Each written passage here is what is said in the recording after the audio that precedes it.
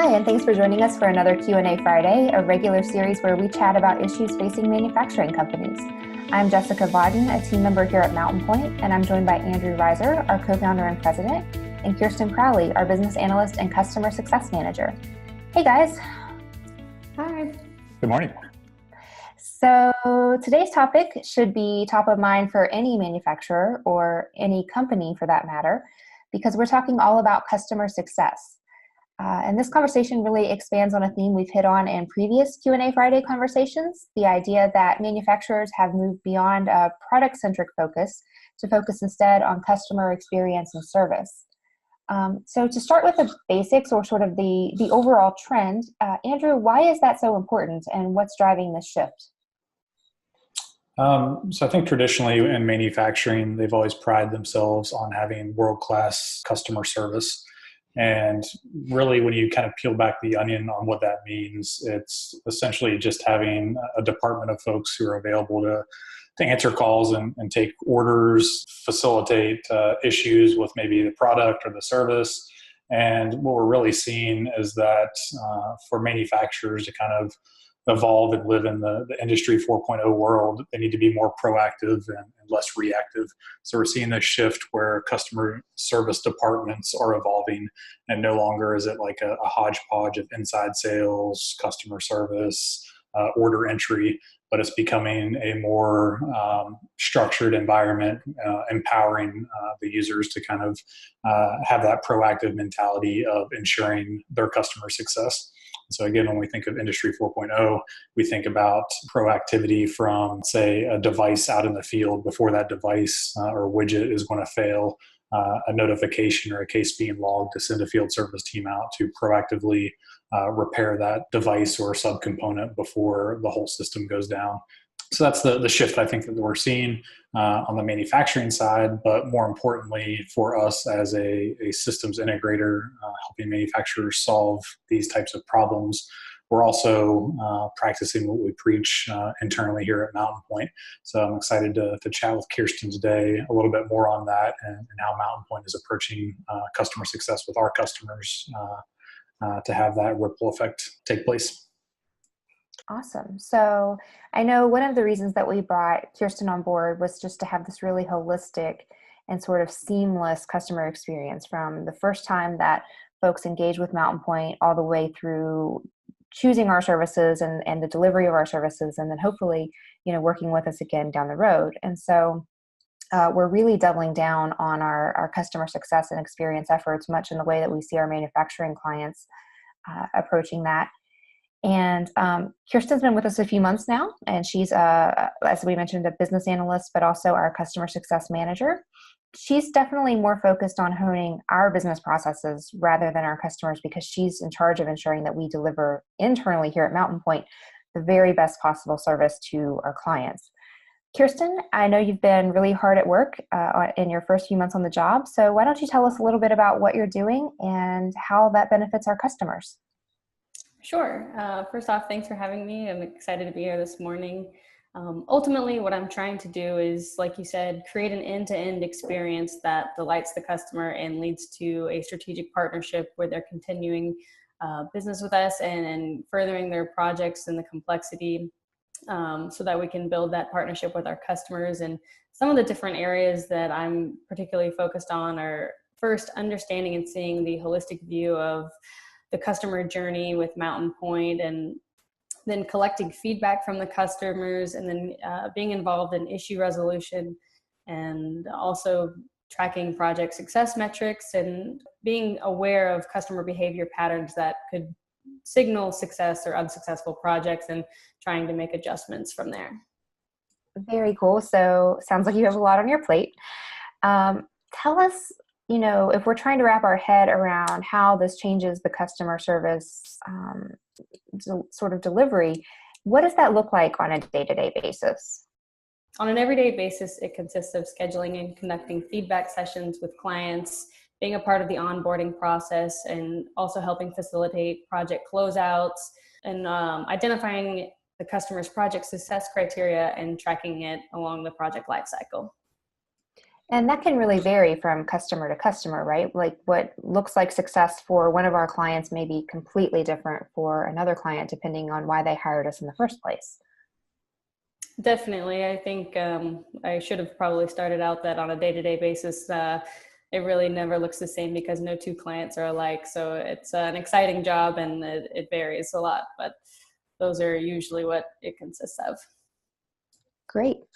So, we're a little different than a lot of our clients in that we're more of a service and consulting firm and not a manufacturing firm, but, we live pretty much in the manufacturing world and in the work we do. So, what steps would you recommend?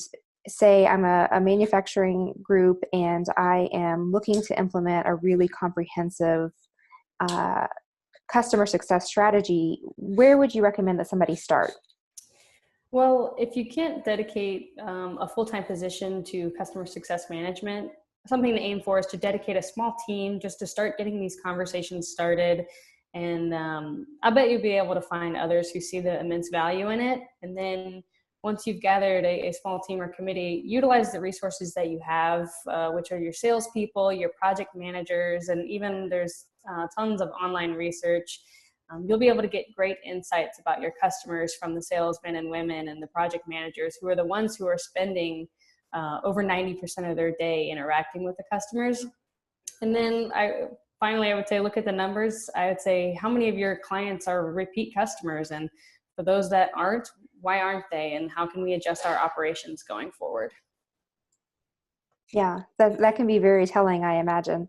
And so, in a lot of ways, your role is an advisory role. So, you're identifying problems and kind of taking an objective look at how the business is operating, what value we're adding to our customer teams, and then, um, you know, helping us hone in and fix that. And in a lot of ways, it kind of mirrors, as I think about it, what we might do with product development, right? So, traditionally manufacturers have looked at a product, decided, okay, this piece is working, this piece isn't. It's very scientific. We take a lot of the emotion out of it when we're talking about products. But when it comes to service, that's a little harder. So, you can have a lot of emotions in play. Maybe, a person feels like they're doing the best job. And so dealing with people, I imagine, is a little more difficult. How do you build that sort of culture of it's okay for us to have problems, we just need to get better? Right. And I think that, like you said, it is a part of the culture. And when you listen to the customers and they provide rich and great feedback, it's always a goal in those feedback sessions to get colorful feedback, and managing the communication and just listening. I think we'll be able to pick up on small little changes that mean a great deal to the customer. And I think if we can just step into their shoes and see things from their lens, that we'll be able to anticipate some of their needs and wants and thoughts and feelings, and be able to better manage those expectations, and I think make up the big difference in our interactions. Yeah, one of my favorite things that I've heard you talk about, as we've been working with you, is just this idea of getting into the customer's shoes, because our delivery team, they're so busy actually fulfilling the requirements of the project and managing the project. They have to stay focused on their role, but it's nice to have somebody who's completely dedicated to understanding how things are working and seeing things from the customer's perspective. And I think I'm in a marketing role here, but I think, listening to you and understanding the insight that you gain through these conversations is also really helpful in helping us target our messaging so that we make sure that we're answering people's questions before they even get, start an engagement with us. So just being helpful in this space and providing resources to help them tackle the tough problems is really crucial. And so with that in mind, what, as we wrap up the conversation, would you say is the number one most critical factor in building a strong customer success program? I think the most important factor is having that dedicated person that's outside of the PM to customer relationship, dedicating some time to listen to the customer. I think more often than not, tensions and frustrations can build due to miscommunications. And I think giving the customer the opportunity to speak freely and provide feedback is crucial to achieving customer success. Yeah. So again, just that objective insight and making people, I think, feel safe and giving really honest feedback, because I know, it could be difficult, I would think, for somebody to give honest feedback to a person that maybe they really value and they really like, but they have a few things that they'd like to say, hey, you could work on this, or we could work on this. And so having you in the equation kind of, I think, should make them feel a little bit more open to doing that. Andrew, in closing, can you tell us a little bit about what Kirsten has added to the team, and how having this new role has fit into our overall sort of company workflow?